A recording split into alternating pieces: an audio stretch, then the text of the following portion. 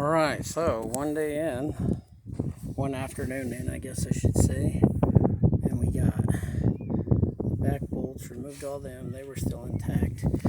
That was welded on because somebody didn't do it right. We'll do a whole new, and we'll fix all them, fill them holes completely in, and re-drill it so that that fits on correctly, like it's supposed to, that whole arm. Started sanding, got some sanding all done.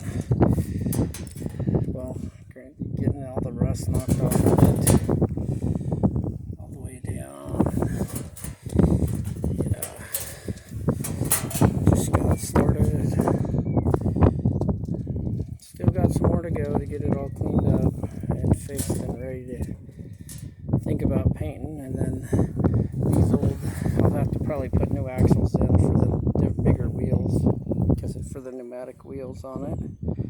And we'll go from there. I think I've got colors figured out, but I'll wait till the end for everybody to see when I get it all complete.